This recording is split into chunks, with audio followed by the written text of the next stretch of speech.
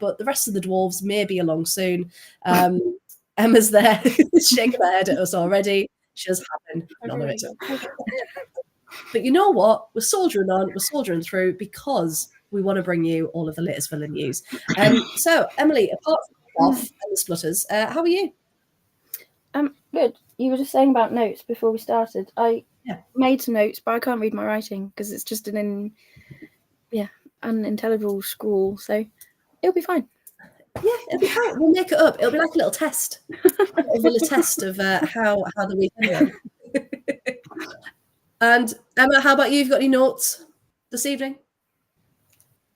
Caught up, but now my Wi-Fi's kicking me off.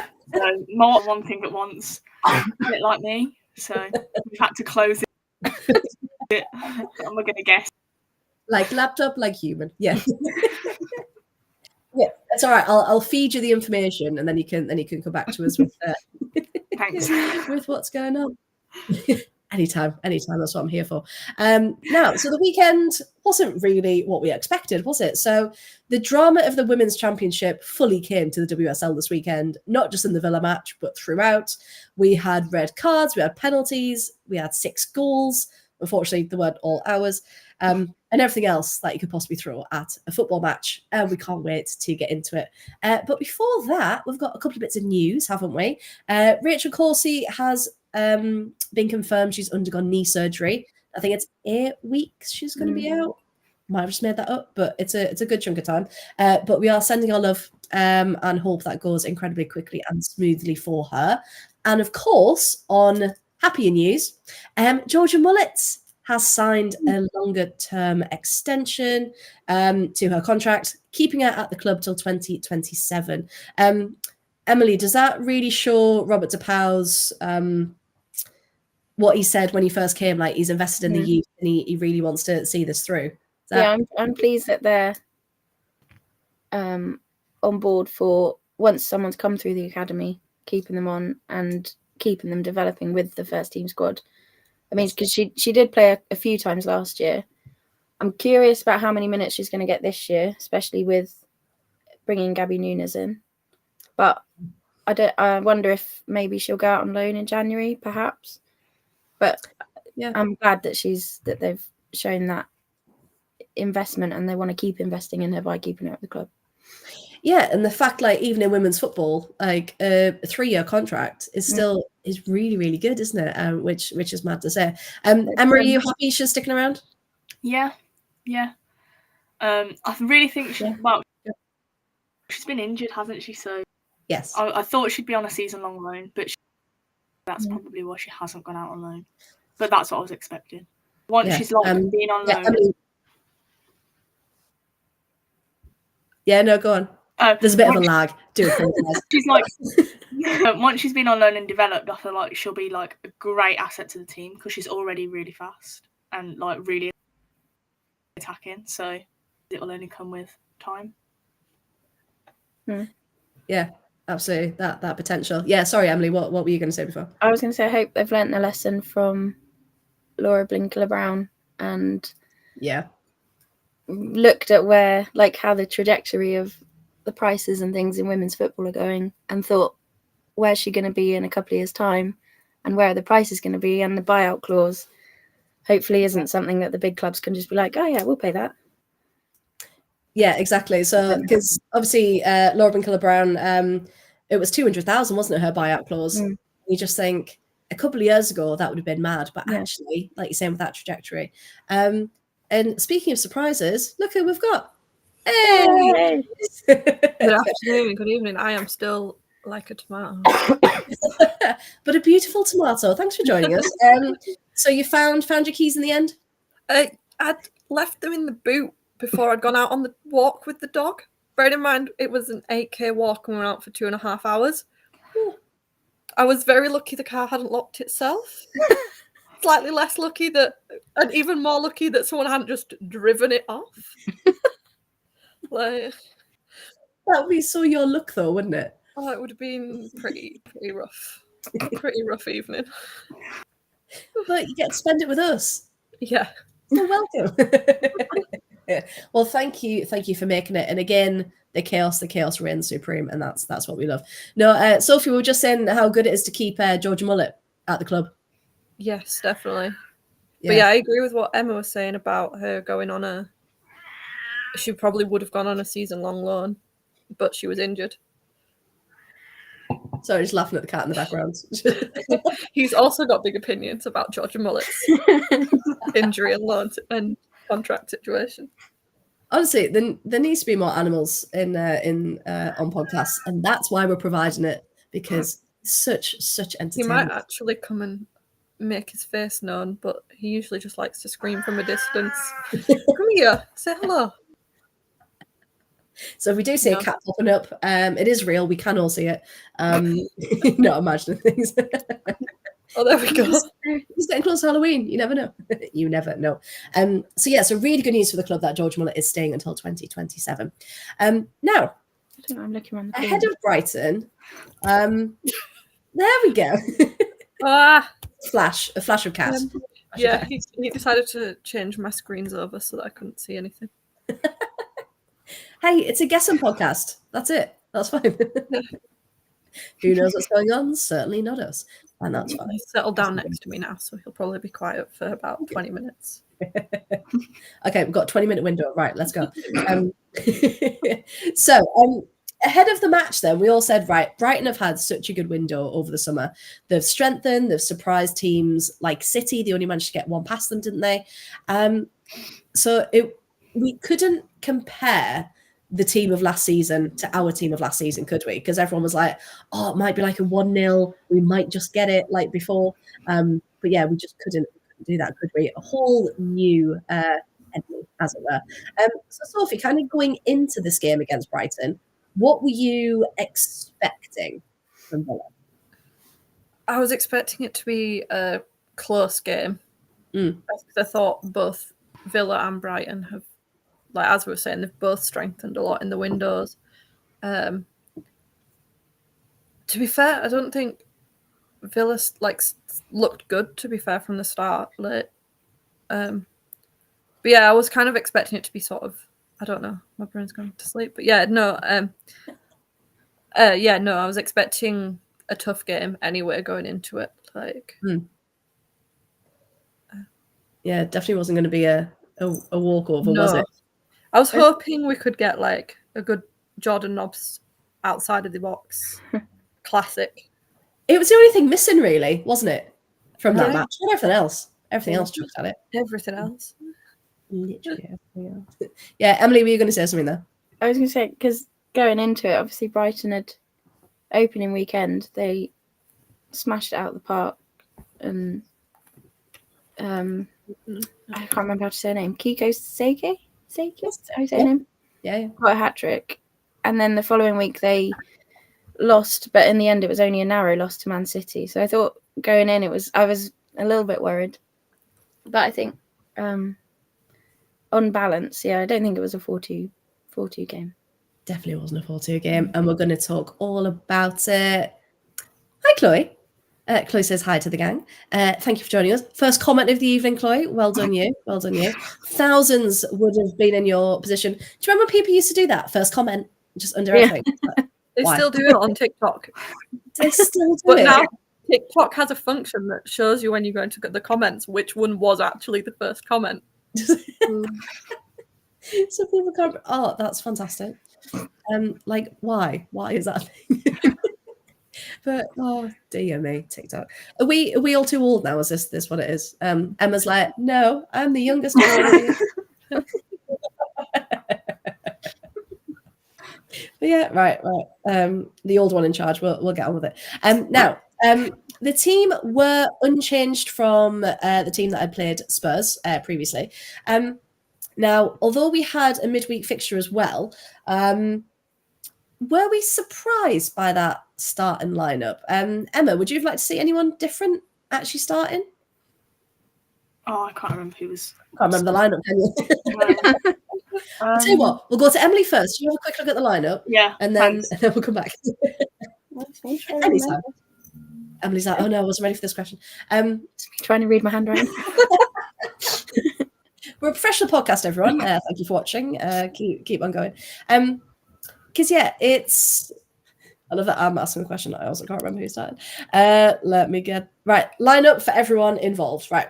Mhm. So we had obviously Sabs in goal. We had Lucy Parker, Anna Patton, and Noelle Moritz at the back. We had Tomas, Missy Bookens, Jordan Nobbs, and Chastity Grant. We then had Kirsty Hansen, Kenza Daly, and Rachel Daly up top. So essentially, did we want Dree to start? And the answer is yes. So yeah, Emily, what were you thinking about that starting lineup? I was kind of, when it came out on the day when we were there, I was pleased that he'd kept it consistent from the Spurs game. I did think Katie Robinson had a really good game midweek against Palace. So it was, could have, if she had have been picked, then you wouldn't have said, it would have been justified. But then obviously if he's trying to rotate the squad, and she did play the full game Wednesday, you've got to balance two things. Yeah. No, I was pleased, especially with the back line. I think it was good to keep that consistent. I think that's definitely our strongest pick. Yeah, me too. So I was just looking at the subs, and again, we can talk about it as we go on. But Dree didn't come on till like the 75th minute. And it's just, do you think that's more his plan now? Because he's talked about getting that speed kind of to come on in the later stages, hasn't he? So we think Dree's going to be that sub now? It was a bit weird because the previous two games, he'd made like a triple substitution. Switching two of the wide players and then one of the midfielders. He'd done the same both games. And then this time he left, obviously bought Robinson and I want to say Staniforth on together, and then left it a bit to bring Dree on. So I don't know. I hope that's not how she's going to be used going forward, because I think she definitely deserves a go at the starting lineup. Yeah, definitely. Because we can't afford to lose that, can we? From that one. Chloe's put in the chat. Miri, definitely. I think we definitely missed her physicality, didn't we? At points, I think that could have just given maybe a bit extra. Missy Bokearns was a little bit out muscled sometimes, because Brighton played quite a physical game. And I do think overall, watching the game back, we looked like we played better than it felt like when we were there. Good. If that makes sense. Yeah, no, absolutely. Because I was watching it back and thinking, okay, that wasn't. It was mainly those last 20 minutes where it kind of all descended into chaos. But hey, we'll talk about it. Hello to Hannah and Katie in the chat watching us. Thank you very much. Remember to like, share, and subscribe, everyone, if you haven't already. Trying to build our lovely Villa community here. So lineups came out, and first 10 minutes, and to be fair, the majority of the match, we had some really good moments of dominance, didn't we? And then Rachel Daly does what she does best, opened the scoring in the 13th minute. But unfortunately, Brighton then attacked on the counter, didn't they? And scored and equalised within about 60 seconds. It was like straight from kickoff. Yeah, it was just went straight in. And it's just one of those where you think, is this going to be the night? Yeah, Sophie, what did you think when they equalised straight away? Yeah, it was not good. It was not a good time. It was not. No. And I saw, I've heard two different people talking about that, and one is that apparently it's very similar to the goal we conceded from Bethany England from Spurs. And then Nikita Paris is on the Three Players in a Podcast with Izzy Christiansen and Jordan Nobbs. Okay. She was chatting and she was like saying like there was no Villa defender near her and there should have been. Yeah. She was like, I think she was like, "Oh, Jordan, you would like tracking back to me, but a defender should have been on me." Which I think is true. Yeah, absolutely. I think sometimes, do you think Villa they get caught off guard by how quick an attack can be from some teams? Because some teams like pick out from the back and build up into their time. But yeah, Brighton were on it, weren't they? And I think we're still working on building and playing out from the back as well. Yeah. So I think sometimes we're maybe not as confident as we should be, and we don't always make, like, the team doesn't always make the like best decisions in the situation when there's pressure. Yeah. Yeah, because you could see a few times, and Emma, I don't know if you could see it on the camera at home as well. The frustrations that we could see from last season, they were starting to show a bit on the players as well. So what do you think it is? Do you think it literally just is more time? Possibly, yeah. I don't know. What could you see from home? Yeah. Well, last season it was our defence. Like, there was no. Was it our centre back pairing was different every game. Mm. As Emily was saying, lineup, I think that's like loads better that we've actually got like a consistent pairing at the back, because they're not actually working together. So I think it time maybe. Am I being optimistic? Yeah, probably. Who knows? We've got to be cautiously optimistic. Like you said, that it was pretty much identical to the Bethany England goal, wasn't it? Because I think they thought it was going out at the far post, and then the Brighton players kept it in, and then Paris was there to knock it in. So it's one of those, you'd hope that they're not going to get caught out a third time the same way. Just make sure that it's gone out. Don't wait for it to just roll over. Yeah, it's almost as if they're not expecting the other team to try and keep it in. Mm. Almost if they're just like, they're going to let it go out. It's like, no, they're not going to let it go out. You know, every point is going to count. Absolutely. I think Robert has said about it as well, like, with players making mistakes, he's like, I don't mind them making mistakes, but learn from it and don't keep making the same mistake. Yeah, once is fine. Don't do it again. I do. No, it's gone. I don't know what I was going to say. That sounded like such a good point. When we were there in person, I think we said sort of at half time that the defence has been one of the stronger parts of the first two matches. It was just we couldn't put the chances away. And then watching them in person, it felt nervy, which was odd because we couldn't figure out why. Like, we weren't playing especially any different to we had been. And even I think Sabs made a couple of, the pitch probably didn't help, tried to control the ball and it went slightly further, so you second guess yourself. And she did another clearance that I think got intercepted. And then as soon as they'd done that, it was sort of a bit nervy and they didn't look quite as confident at the back as they had done, which was a shame because I think that's one of our strong points. Yeah, absolutely. And it just felt, I don't know if it's because Brighton have got like this newfound confidence about them where they were just like, we're at home, we're unfazed. Like, whatever happens, no matter you've scored first, we're going to equalize. We're going to take the lead. We're going to push forward. And I don't know if, again, there's still that doubt in Villa that wasn't there against Chelsea. And I don't know if, and again, feel free to argue, if they hadn't started that well against Chelsea, I don't know if would be this, I don't want to say annoyed, but this concerned at how the character shift can just, like, there's still a big question mark, isn't there? I definitely probably got a bit too excited after the Chelsea game. I think we all a bit too optimistic. Do you know what I mean? Yeah. And overall, we should be trying to beat the teams that are going to be around us. Yeah. But on the whole, grand scheme of things, we didn't play terribly. It just felt like a come down the past couple of matches because we thought after the Chelsea game it was going to be like. Yeah, and it shouldn't be that feeling of, we'll try against Chelsea, we'll try against Arsenal. It's like, no, we try against everyone. Like, we need that performance against. With how Arsenal are playing, we should absolutely beat them this season. We need to. We absolutely need to. I mean, just a quick shout out for Everton for getting a point, like at the game at the weekend. That was. I know we're chatting about Villa, but they just don't seem to be able to handle parking the bus. Like, if a team parks the bus against them, they don't have another. Yeah, try and break through that block. Yeah, like there's no intuition to try and do something new, and that creativity. They had a shots and shots on target stat, which looked more like one of ours. Like, I think it was 20 something shots, and they wasn't. Which that sounds about right. I also think obvious. That's fine. I'd be interested to see how our shot creations changed from last year because I definitely think we're creating a lot more than we were last season.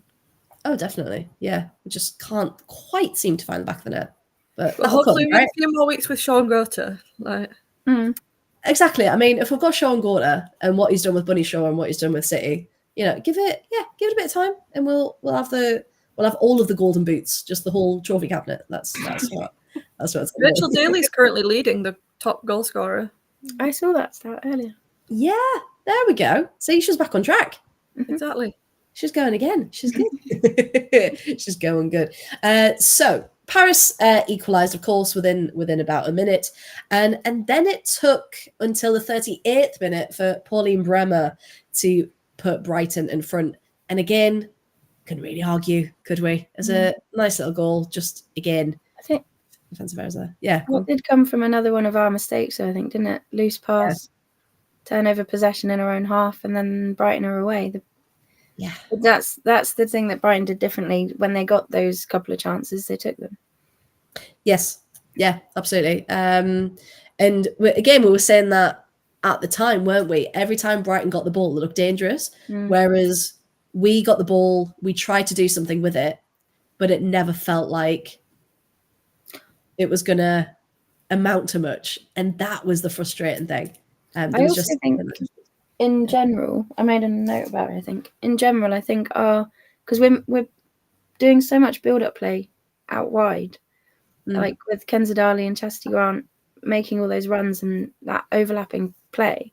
And it's like once we get to the end line, we're sort of, it's just a hit and hope. So either it goes into the box and nothing comes of it, or they're hitting it in the hopes that we will get a corner. It's just like we've won a corner, yeah, go us. But we're not doing anything with that chance. The corners and our corners are not good. Like no. So we've had, was it 12 corners in that Brighton game? 8. I've got a stat, 7. We had 7 corners. Was it 12 against Spurs? I'm sure there was one game where it was like 12. Yeah, I think it was against Spurs. Yeah. Which is like we're getting all these corners and not doing much with them. If we got corners down and we were scoring from every corner, could you imagine? That would be phenomenal. That'd be great. We've got the players to do it as well. We've got Patsy and Lucy Parker and Rachel Daly with her head. Yeah. I'm not sure I like Kenza out on the wing though. Like I think I prefer a don't.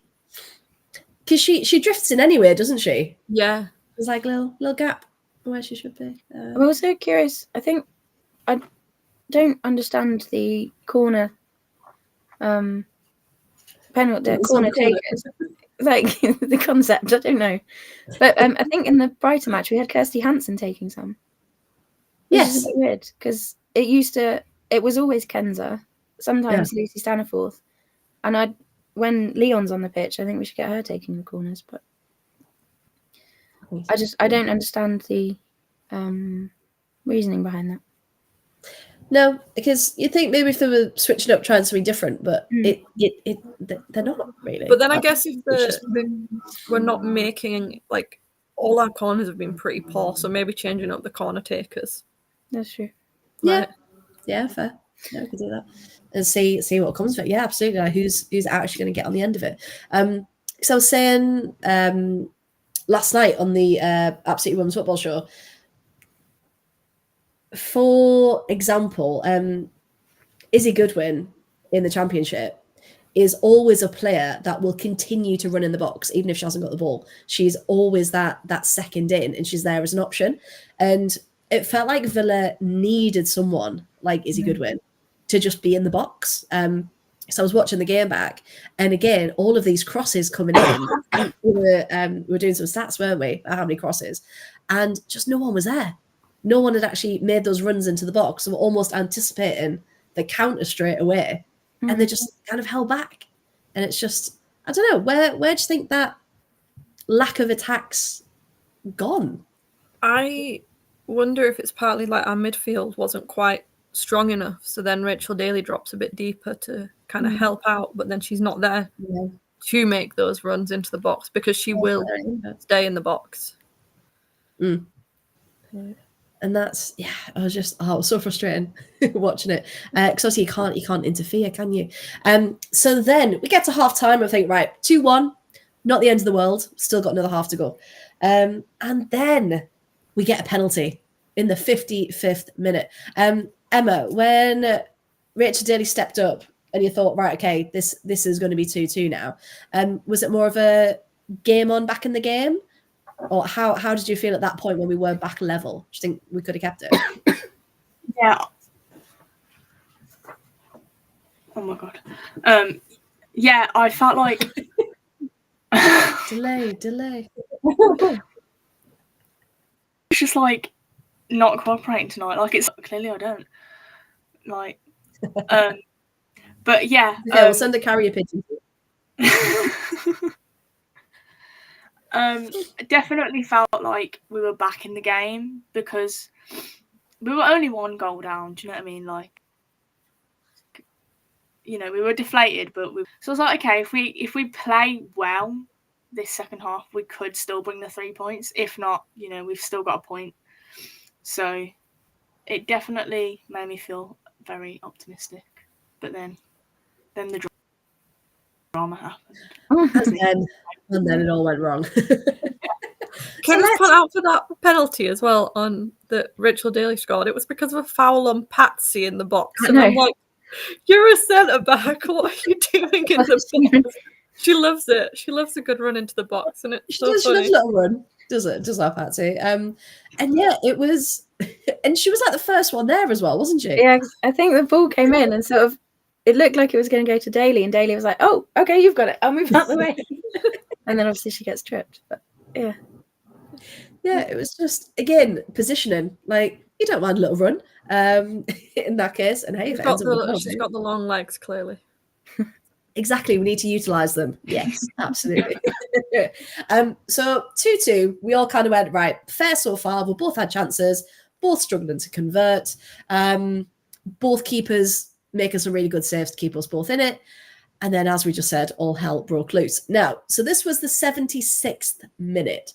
And at the time, and on the first camera angle, we all went, that's not a red. What are you talking about? So the ball was coming over the top, wasn't it? So there wasn't actually, and our defence still stands, that there wasn't a chance that Psyche could have got that ball. Or Thomas, really. So they both went for it. And we thought maybe there was a bit of a shoulder barge. But yeah, then we saw the red come straight up. Emily, first reaction when we first saw that red? Because obviously it was the other side of the pitch, wasn't it? We couldn't. I saw the game had stopped and was like, hang on, I heard all the Brighton fans cheering. I'm like, what's happening? And I can't, people I was sat next to were like, she sent her off. I was like, you're kidding me. I was like, what for? What did she do? I was extremely frustrated on game day. Yeah. I think in general the ref didn't have a good game. On review, that ref, I think that was probably one of the ones that I can see why he gave it. It was bizarre because so and again, I don't know how it looked at home, Emma and Sophie, but in the actual stadium, it was very much the ref at that point then just lost control of the match, and it felt like, even though I think there were 4 yellow cards ish, it felt like everyone was getting them at some point. Lucy Stan got lucky not to get one. Yeah. Lucy Stan started it. Can we just right? So if you didn't watch it, so what had happened? Paola's getting sent off. She's questioning, what's going on. Bless Paola. And then Poppy Patterson's clearly said something. Lucy Stan's then charged over, said something in return. Katie Robinson's then gone up. There might have been a little trick on the ankles as well going on from Lucy Stan there. Yeah, I think they were on the penalty spot, weren't they? Yeah, that was it. Yeah, they're on the penalty spot. So Katie Robinson's gone over to try and break it up. And then they got into a bit of a scrap, didn't they? So how Lucy Stan did not get a yellow, I do not know. We'll take it. That's fine. I think she's mastered the art of starting the drama and then walking away looking like she's not involved. It wasn't me. No. I wasn't involved in this. No. I'm the wise one of the group. No, I'm not. I'm not getting involved.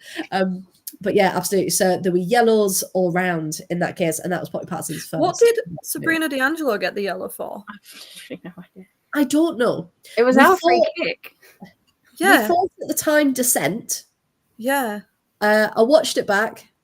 Still don't know. Because it's like because obviously the ball had gone out, and then I think she went to get one of the other balls off the cone, and then I don't know if because the other ball had then come back, she kicked it out of the way. So I don't know if it was for kicking the ball away, but she had 2 balls. I mean, what was she supposed to do? Yeah, you can't just like babysit one. Like, you can't, because Michelle Adjiman, she got got a the- yellow Yeah, for kicking the ball after the whistle, I like don't know, kicking the it's ball just- away. I think she was on goal and the whistle had gone, and she still took the Oh, yeah, shot she and took the skied shot. the ball, which was like time wasting, Yeah. I guess, or kicking the ball away. But Yeah, then you think, again, reffing on that, it's just Yeah. I 'cause- understand that one more because the whistle had clearly gone, and she took like 3 or 4 more steps and then booted it. And as finished it, far as yeah. she could. But like the Sabs one, like it can't have been time wasting because he blew for the free quick and then like gave it straight away. Like, and I don't know why Sabs would be time wasting. Yeah. like, she It's has trying no to motive salvage to the time game. waste at all. all I can think is she's said something maybe. Like, Yeah, because watching it back, because again, I rewound it like 10 times, like something's got to have happened. And I don't know if when Michelle Adjiman's skied the ball, she's then gone like that, like threw her hands up. So I don't know if she's like tried to shout with the ref or Right, said so something to Adjiman or something, because then the ref shows the 2 cards. So yeah, I don't know if it's more of a dissent rather than anything else. But yeah, it was just because that was in the 90 however many minutes. Second or- Have a look.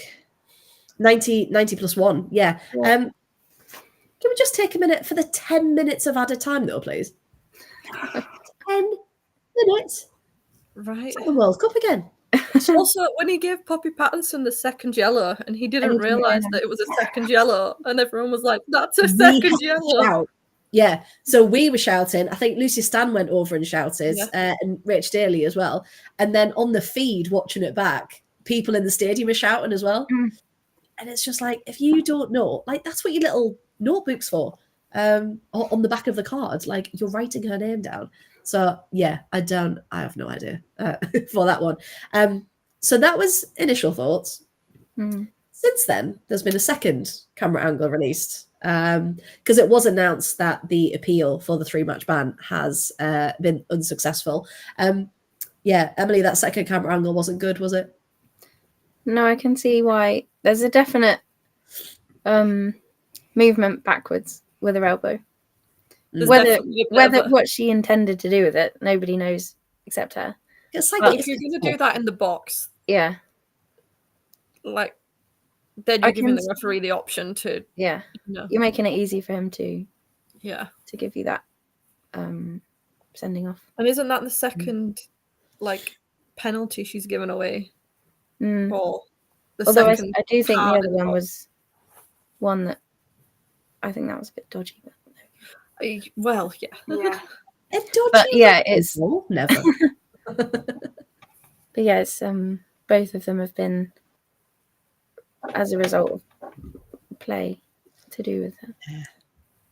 She works hard. Definitely passionate. Maybe Passionate. and maybe Yeah. it's a bit of adjustment to the league. Like maybe that might have either been like gotten away with a little bit more. Maybe. Yeah. Over at Atlanta. Yeah, because even we saw, again, going back to the World Cup again with all these references, even just different countries, the way they play and their different styles and how physical and things. So yeah, so maybe it's I can't do that in the WSL. Well, yeah, because it's also it's not just what you're doing; it's how the other player is, taking advantage of whatever you've done. Exactly. And there's a lot of very seasoned players in the WSL that know exactly how to get the referee on their side. Oh yeah, absolutely. I mean, the disparity between refereeing in general is quite awful. But yeah, if you just look at what gets a red card and you look at all the differences and you're like, come on. And things that don't get a red card that should get a red card. I'm looking at you. Man United v Everton in We 7. were saying this the other day, weren't we? Yeah. Yeah. Yeah, you said that. How that still wasn't a red card to this day, I do not know. Well, I was listening to the referee that was officiating that game afterwards, and basically she was just like, I forgot Ebony Salmon was that fast and didn't realise she'd get in the box, so I was wasn't expecting a cross to come in, so wasn't looking. Like, That's How the is that most even an year 7 excuse? response I've ever heard. Yeah, really sorry, miss. I didn't expect that. That's wow. But that just sums it up, doesn't it? Mm. That just sums up the refereeing. And there are some really good referees out there. We do have to say that. But yeah, some games are just cut off. I definitely think the referees in the WSL should be full-time because most of them are part-time, I believe. So they're doing it alongside other jobs, which means they don't have as much like focus fully on like refereeing and the decisions and stuff. And I don't think we can have VAR because I don't want it. No, not VAR. No. Goal line technology, fine. Just to make decisions really quick, really easy, but there's no need for VAR. We just need officials that are properly supported. That's it. That's all we need. Inconsistently upheld. Yes, absolutely.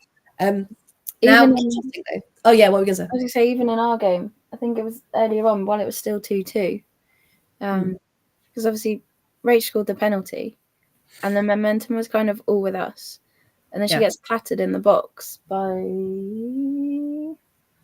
Read the writing. I didn't write down who. Yeah, but she got absolutely clattered. Wasn't given as a foul at all. And I think it ended up being a Brighton drop ball, even though Kirsty Hansen had the ball when the ref blew. Yeah. And I think that pause, because obviously the ref blew for the head injury. Yeah. And that pause and that whole thing just completely robbed us of all momentum, and then we never really got it back. Yeah. And it's around decisions like that, isn't it? That just changed the game completely. And interestingly, Robert Power in his post-match said he described the red card moment as the moment that killed us, and it changed the game completely. So yeah, so even he was like, "No, that was it. That was the straw that brought the camels back." And yeah, so the one thing I want to say as well, I know Emily, we've talked about it before. With the red card still comes a 3-match ban, even though the proportion of games compared to the men is significantly shorter.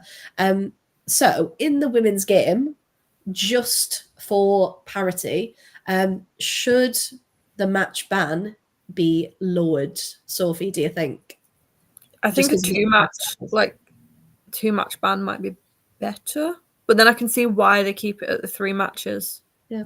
Regardless, I mean, the league that I play in, which is at the very, very bottom of grassroots, we have 10 teams in a league. Okay. I think ours has got 9, but that's still a 3-game ban for a straight red. So even like if you've only got a 18-game season, which is even less, like you're missing a 1/6 of it. Like, and that's the thing, and it's such an impact, especially if we still want to keep competing. I think it does include the League Cup, though, doesn't it? The red card one. It can be played off in the League. Yeah, Cup. Rach Daly's did last year. I think so. Yeah, because Brooke Aspen, her red, she missed it against Chelsea, which she wasn't eligible for anyway. That was a bit naughty. We didn't have Daly for the Brighton quarterfinal game that went to penalties. Yeah, that one. Yeah, absolutely. Yeah. Emma, what do you think? Should it still be a 3-match? I think 2-match would be, but obviously again, I can look at me with the big words. Can't spell it. I'm proud of you. Well done. I think 2 is still serious enough that you've got a red card. Like, don't be daft. But yeah, 3 is just such an impact, isn't it? Statistically, anyway. Now, so that was the red card, and then it continued. Now, let's have a look. So there's then Frank Kirby in the 79th minute, of course, converts the penalty that came from the red card. Now, Kirby, because she's getting her confidence back, she was being a bit annoying, wasn't she, that match? And when she got subbed, I was like, yes, she's going off. And Michelle Hadjiman comes on. I was like, no. I'll stick with Fran. But no, Brighton did play well, didn't they? I think Fran Kirby's going to have a very good season with Brighton. And same for Nikita Paris. I think they're both going to have a great season. Like Jordan's having with us this season and Rach is having. Like, and it's getting that creative environment, because we've seen a couple of articles this week about previous Arsenal players that have said their creativity's been stifled and they're happy with their new teams that they can finally play the way they want to. So hopefully now with Nikita and Fran, like you were saying, that they're in a team that they can then play the way they want. And it's when you think of that player, that's going to be the football that they can actually play and do. Yeah. Annoyingly, it had to be against us though, didn't it? For that one. So we've talked about the random Sabs yellow as well. Michelle Adjman also got one for kicking the ball away. Yep, good. Just a one on subs. Lucy Parker went off for Sarah Malin. Now, I didn't quite understand this one at the time. Sophie, what did you think about that sub? Because Lucy Parker was playing really well. Yeah, I don't understand. It was when Paula Tomas had come off. Was that when Paula Tomas had got her red card, or was it just after? Was it after that? It was about 10. It was about 87 minutes. It was. I think they wanted to make it slightly earlier, but they didn't stop or something. Yeah, so that was at the same time Ebony came on for Rach as well. But then Sarah plays down the right side mostly, doesn't she? So that doesn't even make. Yeah, I think they switched. I think it was. Yeah, I don't understand that at all. Really. No, absolutely not. Yeah, but Lucy Parker, if you are watching, hopefully you are. You had a really good game, and we didn't understand it either. So hopefully you'll get another 90. Yeah, I think Kate said that she spoke to Lucy Parker's mum at the match and got the vibe that they also didn't understand why. Neither did she. No, yeah. And you just think of course we must trust that he has a plan. But yeah, it was really bizarre. And the fact that, what do we think about that he keeps subbing Rach off in like the final moments? When I don't know that at all. Part of me wonders if it's to protect her a little bit, because she does get hammered, and I think she's the kind of player that even if her knee was hanging off, she'd be still trying to play. Yeah, that sounds about right. I'm fairly certain Kirsty Hansen last season got stood on, was bleeding, had to go for stitches afterwards, but kept playing. Yeah, the Leicester match. Yeah, so about right. That Leicester match was rough. I was freezing. And guess who we've got this weekend? But we're going to talk about it. Yeah, like our players are phenomenal. The fact that they just keep going, like they get back up, and that's what we missed about Lucy Parker, wasn't it, when she was injured? I am slightly worried for Maz and Mailing. Like they seem to have been at the moment be relegated to cup players. Yeah, which is interesting. I am missing Maz, to be fair, but now Tomas is out. Yeah. Hopefully. Yeah. Maz gets back in. Just a shout as well for fancy teams. Remember, Paula is out. Paula got me so many negative points last week. I'm not over that. Kirsty got us 5. Paula got us like -3, and I was like, well, what's the Rachel Daly got like 15, so I might have to put her in this week. Like, I know. I'm just. I can see her scoring at least one against Leicester. Like, I've made her my captain. She better be.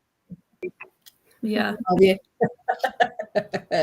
know, it's always the thing as well about when to use like your triple captain and your bench boost, and like when to put all that into place. But yeah, because you see people like 120 points and you're like, how have you done that? I barely got 2. I've been below average every single week. It's because it was never a reality check about how you're doing in life. It's just that average point. Not even average, below average. I was really happy. I was doing really well till Sunday, and then I got overtaken. But... Yeah. So this week, because of Paula, I got 27 points, and the average was 31. Yeah, I think I got 25. And again, 91 was the highest. And you're just like, oh. I tried to get tried to get Holbinger in this week, but I didn't have enough money, so that was bad on my part. But yeah, what did Chloe say? Yeah, Chloe said Daily's my captain this week. 13 last week, could have been 26. Yeah, because vice captain used to get you something as well, but I don't think vice captain does anything now. Doesn't seem I to. also I don't put think Shaw and Miedemar in, and then he rested them all Oh, I was for the fuming. Champions League. Yeah, because I had Buddy Shaw. Buddy Shaw was my captain. Yeah. I was like, what is this? What is this? So fantasy teams do keep you on your toes. Yeah, what was that? Sorry, I was going to say, on the players relegated to cup and sub appearances, Chloe Kelly seems to have fallen into that role, which is interesting. Yeah, that's interesting. Do you think? Sorry, this is very off track for Villa, but we'll talk about it. It's fine. We all impact each other. It's all good. Yeah. Do we think she'll be happy with that though, or do we think she might? No, I think she'll want to move. Have a little move. I think she'll want minutes. Yeah, because again, it's an England players up for grabs, isn't it? Like, yeah, like so. Oh, that could be interesting, couldn't it? Could we use her? But where would she go? Yeah, we need more central just play a midfielders. team and wingers at this point. Yeah. Where could she go? Do you reckon she'll stay in England or go abroad? If she did go, PSG is calling me. she'd But I go. don't know. PSG's calling you. Do you want to answer? Wasn't she linked with PSG? PSG having some sort of situation at the moment, though, aren't they? Yeah, She PSG. seems, Are they? They're not playing well at all. No. she seems like a big homebody, though. I'm not sure if she would. Mm. And I know nothing about her. Maybe she would make that move, but sometimes it's a bit more like, I don't know. It's not like you can move your entire family unless they've got a job that they can do remotely. Yeah, that's the thing, isn't it? It's not like men's football where the partners don't have to work and because they're on enough of a salary. I mean, a Man City player might be on enough of a salary to support a partner without working, but Maybe. it would be tight.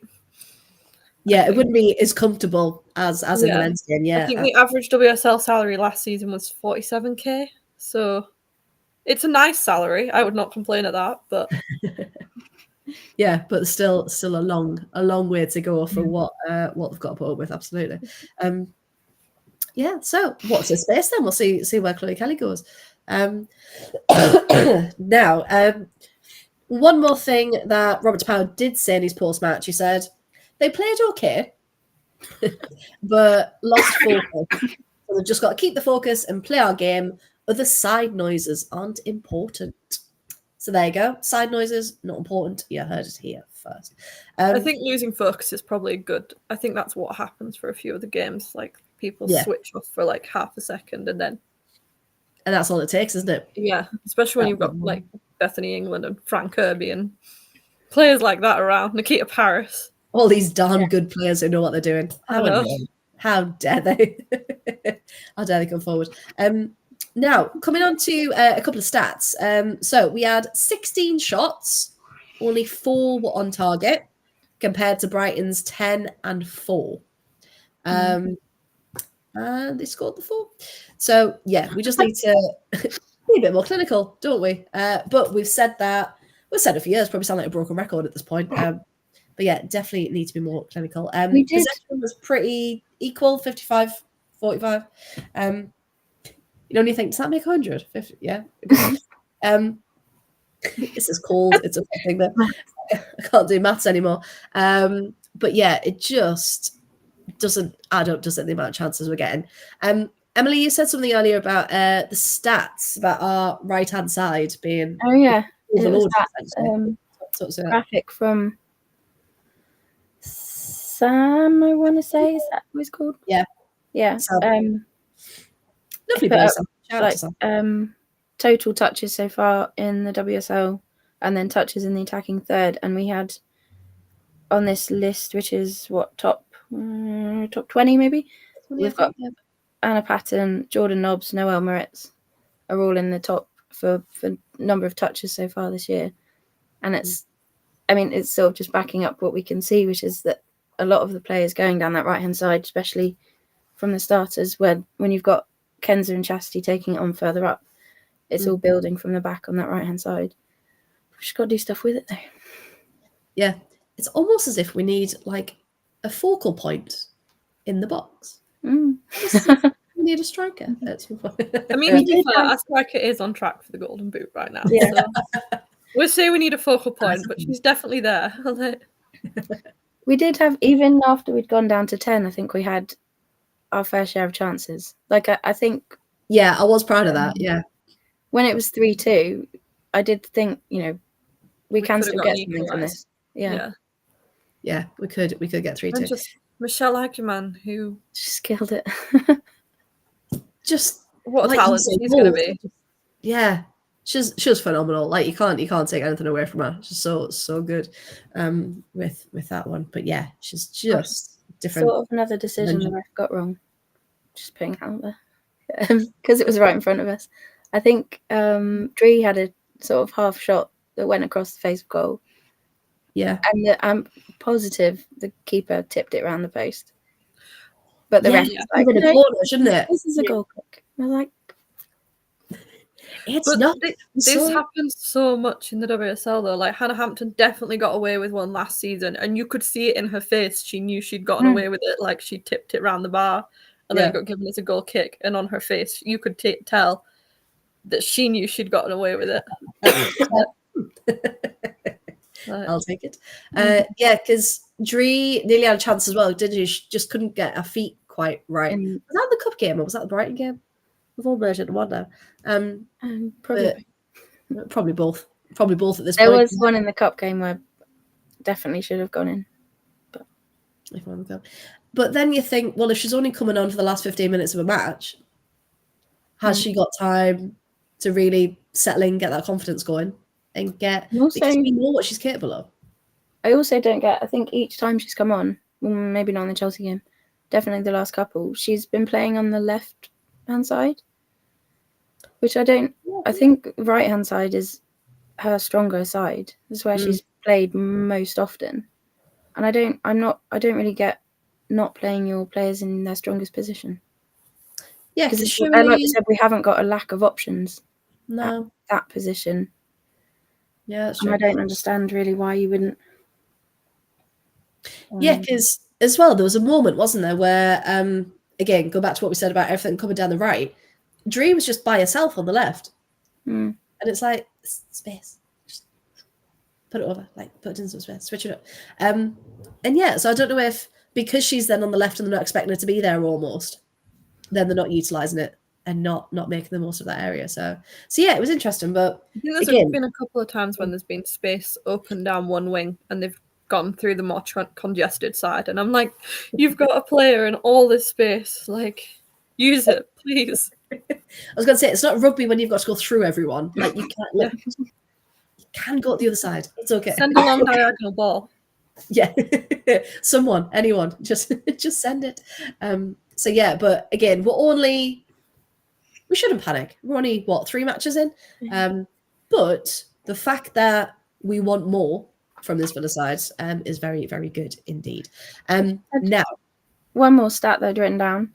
Apparently we had 45 touches in the Brighton box across that game. That's quite a lot. That sounds like was that just fouls? Or But yeah, so we're in the right positions. We're just good. Just need to actually something to work. But it's there. We're building. Hey, next week, maybe it'll happen. I say next week. It's Thursday, the weekend. So speaking of the weekend, then we've got Leicester at home.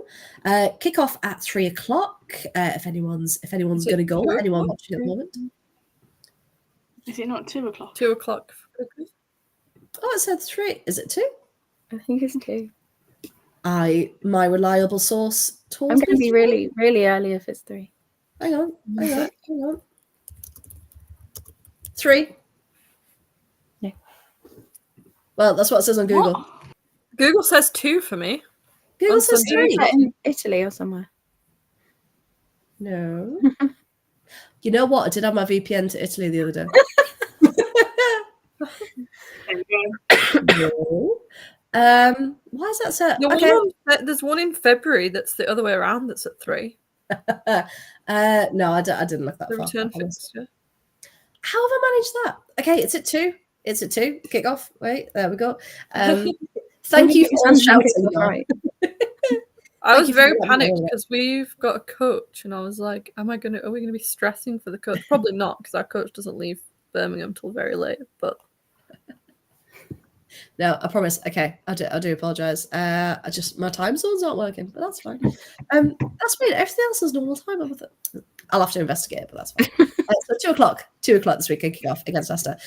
Now we know that every game you've got to go in with a mindset of a must-win, but seeing as Leicester got beaten 2-0 by Crystal Palace at the weekend, Emma, what do you think? Have we got a good chance of at least comfortably getting the 3 points this time? Wow. I think Leicester played quite a good game last weekend, fair.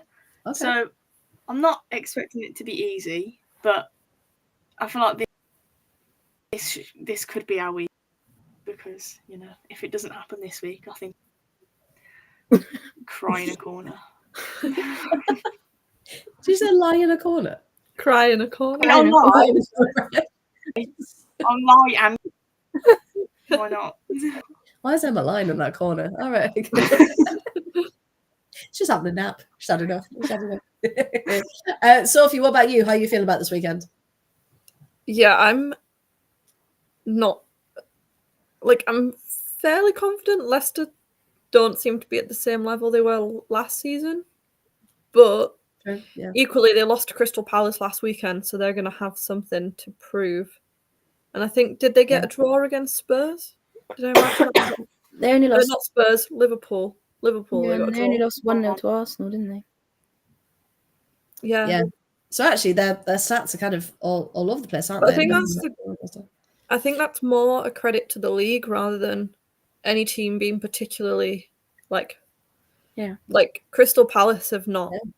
They've come up and have gone, we're not just gonna roll over and be the sort of punching bag of the league, and that can only benefit the league. And if we're going into every game being like, we've got a good chance, but it's going to be a challenge, like, I think that's a good place for the league to be in. Yeah, definitely. Because we said about Villa last season and for previous seasons, we always do well against the teams that we don't think we can beat. So at least now, with the competition getting tighter, then hopefully every game will be, okay, we need to win it. Rather than, we can wing it. It's fine. No, can't wing it. Emily, how are you feeling ahead of this weekend? Yeah, I agree. I think this is turned into a must-win game. Yeah. Because I think the whole ethos and the ideas that he's trying to implement, and he's obviously got all the team with him at the moment. You see it from all the social media posts and the captions that they put on everything, onwards together and all of this business. Yeah. I think there'll come a point, if results don't start happening, where that will get a bit old. And maybe not internally, but also, with people trying to come and watch and stuff like that, you're trying to bring fans into Villa Park, but you've got to start getting results. Otherwise, I mean, we'll be there because we're talking about Villa on a Thursday night, but you know what I mean? I think this weekend has got to be the one where the opportunity is there, I think, with obviously Leicester getting beaten last week. The opportunity is there for us to make this weekend the turning point. And I kind of think it's got to be. I think there definitely needs to be more of a marketing push for the games as well. Yeah, because I was just looking at the Twitter, that's the word. Just looking at the X, it's like no one calls it X, it's a Twitter. But they've done loads of like throwbacks against Leicester and goals against Leicester and stuff. But there hasn't actually been many, hey, buy your tickets. And I think when tickets are released as well, they've just done the Crystal Palace ones for the 17th of November, so that's pretty good. But yeah, apart from that, it's not consistent enough, is it? to like get in the They're forefront. doing, I think they're doing kids for £1 as well on that Crystal Palace game, like under 14s for £1. Kids go for £1 is verbatim for that one. Yep. Kids for £1. Under 14s. So if you have any under 14s that want to go, adults £14.50 bargain. Get yourself along for that one. 17th of November for that one. They're also doing. They just put this out an hour ago. Get kitted out. We're offering free WSL printing on selected shirts. Oh, I've seen that. So again, you'll need another push to try and get the shirts in. I would not mind a shirt, but I have no money right now, so I still don't have a favourite out of all of them. Don't. Because of course this one will always be the favourite. I just love the design on it. I just really thought the third was going to be something like really, really, really good. I also don't want to get it with the Batano sponsor on, because they're clearly never going to wear that this season. So either sell it without, which I guess they won't, because then all the men would be like, "Oh, look, a shirt without a sponsor." Yeah, because I know what Sunderland are doing, because their women's team have got a different sponsor, so they're keeping plain shirts in store of the only the women's sizes, and then when you take it to the counter, you get that's one thing I dislike, is them only doing the women's fit for women's printing. Yeah. Like there are men that male fans of women's foot, or people that want the male fit, like like the straighter fit. Yeah, because sometimes the sizing, as women, sizing is horrendous across brands. So at least with a straight fit, a men's fit, you know that if you're getting a medium, it's just going to be a medium.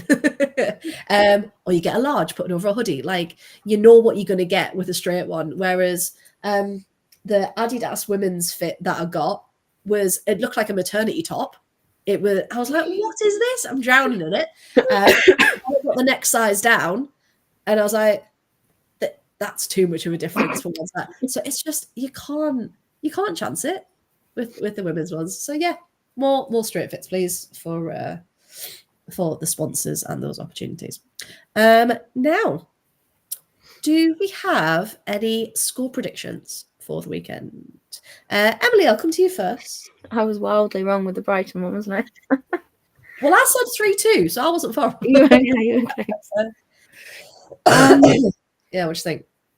I don't know. I'm pretty superstitious, so I don't want to jinx it again. How about you say something wildly wrong, and then maybe it'll come in right? I'm going to say 3-0 and just not say who to. I was going to say 2 Villa. No, you leave it as a question mark. Lovely. Sophie, what do you think? I'm going to go for 3-2. I don't know. I'm just vibing with 3-2. Is that to Villa or to Leicester? Villa? No, Villa. Question mark. Emma, what are you thinking? I'm all here for the clean sheets, but I think my heart's telling me 2. Your heart's telling you 2-1. Yeah. Chloe's got 2 different ones: 1-0 or 2-1. No, Chloe, you need to pick one. One can be half time. I was going to say half time, full time. Yeah. I really want us to get another clean sheet. I think. Yeah, we need a clean sheet. I think Sab's. Not that she's lacking confidence, but I think it would just do her the world of good to get a clean sheet in the league. Yeah. Yeah. Well, just to help our Sabs out, I'm going to go 2-0. That one. And that'll do us very nicely. Because looking at the table as well, let's have a look. There's too early to look at the table, Freya. No, just on standings. It makes for good reading. Just between just between Villa and Leicester, just to kind of prove it. Regardless of the last 3 matches, we're both on a point. We've both got a -3 goal difference. And the only reason Villa are in 9th rather than Leicester is because we've got 4 goals, and Leicester have only got 1. And that's literally it. So there's hardly anything between them. I'm just laughing at Chloe's comment, Freya. You can tell I was on a different page. I was like, what's everyone laughing at? 2 half-time. You know what? For Villa, that could happen. It could all get, We've decided to disallow these ones. Yeah, we've watched it back at half-time. That was offside. That's a deflection. You're not doing that. Yeah, absolutely. That wouldn't surprise us, to be honest, with our team. But it keeps it interesting, doesn't it? And that's what we love. So if we could have, no red cards this weekend, that would be. I would say no cards at all, but I think that's a bit ambitious. Yeah. Especially against Leicester. I think there's going to be a few yellows. Yeah. If Leicester can have all the yellows, that's fine. Yeah. What did I make the meme for last season? Was that Leicester? It was, you have a yellow card, you have a yellow card. What was that? Might be. I think it might be Leicester. Because I remember just thinking, how is this not going our way? Hopefully I don't post very much. So let's go for... Yeah, wasn't when we played Leicester at Bescott, wasn't that when the refereeing was abysmal that day? Yes. Seems to be a theme with the refereeing decisions. Why is it always us? Why is it always us? I think there's a lot of teams that would also feel that way, though. I think it's just poor refereeing across the board a lot of the time. Yeah, no, I can definitely see that one. Well, you'll be all pleased to know I can't find it, and it won't make much of a difference to anyone's life. But when I do find it, I will update you all on what that was. Now, that's it. We've come to the end. Has anyone got any final thoughts, final messages that they're thinking of, final quandaries or queries that they'd like to go through? What do you think the back line's going to look like with Tomas out? I would hope Maz in for tomorrow. Just a straight swap. Yeah, I would. That's what I'm hoping happens. Yeah. I've seen some people say that they think maybe Noel will move to left to put Sarah in, but that's I don't know why you wouldn't possible. Just straight swap Maz for. Maz is from what I saw last season, she's similar in that she likes to get high up the pitch and get in the box, and she doesn't give up either. No. I think if we're talking, if we're talking qualities, Maz has got more of Paula's qualities to bring than Sarah does. In that sense, they both spent a lot of time running up last year. But yeah, I think I'd put Maz there because she's naturally left-sided anyway. Yeah, I hope so. I think as well, we don't see what happens in training. Clearly, we don't see how players train week in, week out. Yeah, we can only go from what we've seen, can't we? And Rob ultimately has that deciding factor of who's earned it and who's going to come in and who's going to do the job. But as Chloe says, please no calling for Rob's head if you lose. Yeah, it's only been a couple of games, and I think there's some mutiny going on in some other clubs at the moment, isn't there? So we'll keep our Robert. And I'm taking for we're bad, but at least we're not Arsenal right now. Yeah, they're kind of self-imploding quite dramatically, aren't they? And it's quite it's quite fun. They're actually I'm not sure Jonas will see till Christmas at this point. Managerially. Yes. or otherwise, because Arsenal fans are a lot. He'll just put a PSA out there. Sophie is not involved in any coups. No. I kind of want him to stay if it means Arsenal will keep playing how they're playing. That's true. It's like Mark Skinner at United as well. Oh yeah. Hilarious. Skinner was up for manager of the month though. Well, to be fair, United they've had a pretty good start of the season, but I'm fairly certain they've played Everton and West Ham. And that's it. And no offense to Everton and West Ham, but they're both struggling. If you're Man United, you'd expect to win those games. Yeah, exactly. Yeah. And as Paul, I feel like I've maybe they definitely played West Ham. They played. Let's have a look. They play Liverpool this weekend, didn't they? No. Yeah. So the won 1-0 against Everton, and 3-0 against West Ham on the opening day. And then Chelsea was postponed. Chelsea would have been an interesting one to see how. Yeah. I think it would have been. It's more of a test to see how they look against Chelsea. Like, I think West Ham are definitely going to be, I think, in the bottom half again this year of the table. I'm really worried for them. Because did you see Christy Mewis is still out with a calf injury and they don't know when she's going to be back. And it's like she played a couple of games last season. Yeah. I think she was always injury stricken. I think she was injured when they got her in as well, or thing. They're like Rusha Littlejohn. She just appears now and again. Has 20 minutes. My favourite Rusha Littlejohn moment, which I think was against West Ham for us, where she came on, played about 4 minutes, got a yellow card, and her knee got gashed up. And I remember that. Just sums it up. Like, and then she had to go off, didn't she? Because her knee was just pouring the blood. It was a mess. Like, you could see, like, I think about 4 Villa players went over and looked, and just you could see their faces being like, "Oh no, I'm out." I think I saw like Rach and Kirsty both go and look and go, Nope. No, thank you. Not do that one. But yeah, as Leanne rightly says, hello, Leanne. Thank you for joining us. In Rob, we trust. Yeah, absolutely. And we need to, because he's been brought in for a reason. Interestingly, did we all see Carla Ward on Rusha and Shaban's show say that she's never got a backroom staff right? Yeah, that was interesting. Yeah, she said made a lot of. She's been on another podcast this week as well, talking about like the lack of support for managers, which I've not watched yet. She's doing like Sky Sports. She's doing like.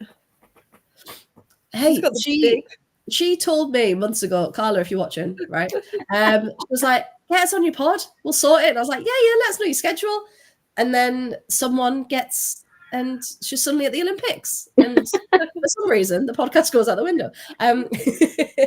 So we will try and make it happen. I think it's so interesting that Carla said it, and Anita Asante this week has also said there's not enough support for like working mums. Like there's not enough. A lot of the managers are doing like 4 or 5 different roles that in the men's team would be like delegated out to other people. Yeah, because she said, didn't she? Like, if she was to come back, she'd bring a head coach with her. Yeah. So she'd do the management bit and head coach. So she's not doing it all herself. Yeah, and I think that would, again, her work-life balance would just be so much better. I think she said that some days she was like leaving her house at 5:30 in the morning and then getting in like after midnight, like, and that's not. No, balance. Like you can't live like that. Absolutely. I mean, I'm doing it on this weekend for the Leicester game because of where we live at the minute. Like and because I don't like driving long distances because it fatigues me. That's because you come in by horse and cart. That's why. But this is you're going to have to explain that one, Freya. So Sophie lives in the 1800s.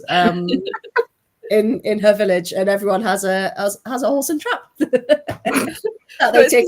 went to the farm shop this afternoon. That sounds so bougie. We went to go get some meat, and so last week we pulled up, and there was someone outside with their horse and cart, like loading their shopping into the back of the cart, like. And I was like, "Wow, that's yep, that tracks." Like, you're in the country, yep. But yeah, I mean, I took my mum's, like, that's why I was late. I took my mum's dog on a walk, and she spent half of it chasing blooming deer whilst I was trying to keep hold of her because she's a menace. Like, so, like, got followed by a pony for, like, half a mile. Like, see, horses. They're everywhere here. Attracting them. But no, where you get the coach down because the trains are astronomical. Horrendously expensive, yeah. Like, absolutely. I think for 2 of us on the train, it's like 120, and the coach is £20 for both of us. Oh wow! Like good. But it does mean we have to set off at the first coach is at 7:30 in the morning, and then the one back we get in at 11. So it's a really long day. Oh. But at least I don't have to drive down the motorway, so that's true. Because for Brighton, my alarm went off at 3:45 in the morning, and then I got to Julie's for 4:45. Then we drove together to Birmingham to get there for 6:20. Got the coach. And then we got there for 11:30, I think, after a pub stop. And so I think I go back at 8, 9 o'clock at night for that one. That was long. And led to this illness. That's plaguing me. But you know what? I'll do it all again. I really would. Because that's what you do for your football team, don't you? So we can't wait. So Leicester this weekend, hoping and praying with everything we have for 3 points and no more. Just don't ask me which block I'm sitting in. I haven't a clue. I don't book tickets. I delegate the booking of tickets. Like, what block I just turn along. I don't know. It's in the Trinity Road stand. Do we think what's the last thing of attendances? Is I suppose Leicester's like the local-ish rival, so there should be a few more there, right? Hopefully, and it's a slightly earlier kickoff, isn't it? Yeah. Well, there's 2 now instead of 3. So I was looking at the hospitality, and they've completely changed it, and it's not as good. Oh, Like there's not, or at least from looking at it for the Leicester game, the options didn't seem as comprehensive as they were a couple of seasons ago for Villa Park. I think you should put a complaint in. Be like, I want better hospitality. I can't afford hospitality at the minute. So like, well, speaking of hospitality, so this weekend I'm not there, unfortunately. I'm abandoning you because I'm going to the Sunderland Newcastle derby with my dad at the Stadium of Light, and we thought, early Christmas present, we'll get hospitality. It was like 30 quid each. Done. So we booked to go in. This will mean nothing to you, so I apologize. Quinn Sports Bar, which is like really relaxed, really cool. It's quite good. Got tickets through yesterday saying the Montgomery Suite, which is like the next one up, and I was like, I haven't paid for that. But yeah, it's all come through. I've got the menu. It's like a 3-course buffet, like, and then you get player of the match afterwards. They come back into the suite, and you get the presentation, and you get. So yeah, I'm going to be fancy this weekend. So I don't know if maybe they didn't sell enough, so they're only opening the one, possibly.